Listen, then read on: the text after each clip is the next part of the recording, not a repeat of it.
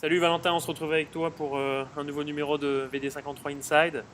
On revient brièvement sur le Grand Prix de Barcelone qui s'est passé le week-end dernier, parce qu'il s'est passé pas mal de choses, dis donc.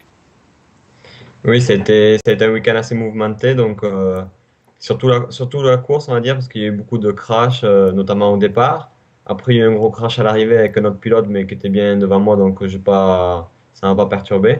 Mais après, il y a eu aussi pendant la course un autre pilote qui est tombé, sa moto elle a pris feu, donc c'était assez une course spectaculaire. Tu as passé un samedi quand même un petit peu difficile. Tu sors 39e de la qualif, c'est pas ce que t'escomptais. Moi, je t'ai vu quand même fâché contre toi-même d'abord et travailler dur après, toute la nuit même. Le samedi matin, c'était pas trop mal, j'étais à 1 seconde 4 si je me souviens bien du premier. Donc ça, c'était vraiment très bien. Après, l'après-midi, avec la chaleur, on a vraiment eu du mal à régler la moto. Et moi, j'ai pas bien géré le début de séance. Donc on a perdu un peu de temps en début de séance. On n'a pas pu bien trouver le setting de la moto. Et donc en fin de séance, j'ai réussi à faire un chrono un peu mieux que le matin, mais pas assez bien pour bien se placer sur la grille de départ. Tu me disais, hein, quand tu es sorti de cette qualif, je la sentais pas. Il y a un truc que je sentais pas. C'est vrai que sur la moto, vaut mieux la sentir parce que tu vas quand même à plus de 250 à l'heure. On a vu à Barcelone, c'est quasiment 275 en bout de ligne droite. On a vu qu'il y avait pas mal de chutes. Il vaut quand même mieux la sentir, la moto, non? Ben, c'est sûr. Après, il y a des motos qu'on sent pas très bien, mais qui vont bien.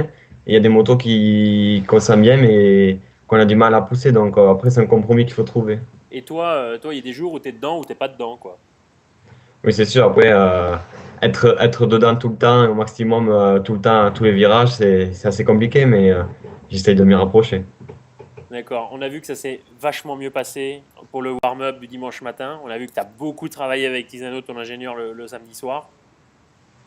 Oui, c'est vrai qu'on a travaillé jusqu'à 23 heures le soir, donc a priori, quelque chose qui allait un peu mieux. Mais c'était pas un gros step.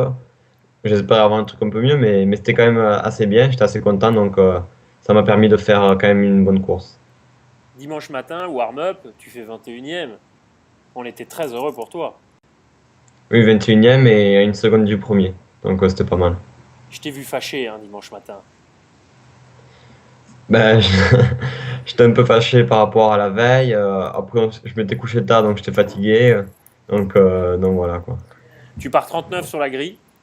T'évites le carambolage au départ, tu finis 20. Bah, je trouve ça plutôt top, non? Mais le problème, c'est que le dernier pilote qui est tombé du gros crash tombait juste devant moi. Donc j'ai dû tirer tout droit, mais donc j'ai perdu un peu de temps quoi. J'ai dû perdre 5 à 10 secondes, je pense. Ouais, sinon, effectivement. Mais en tout cas, t'as appris pas mal de choses ce week-end. On a vu que t'en as bavé. On a vu que t'étais capable de relever le défi. Tu m'as dit quand t'es descendu de la moto à la fin du Grand Prix, waouh, j'étais limite sur beaucoup de choses. Nous, on a vu que t'as fait des freinages hyper spectaculaires à la limite aussi. On va dire que tu t'es déchiré, quoi. Bah, c'est sûr, je me battais pas pour les points, mais je me battais avec des pilotes, donc je voulais finir devant à tout prix, et c'est ce que j'ai réussi à faire, donc je suis pas mal content.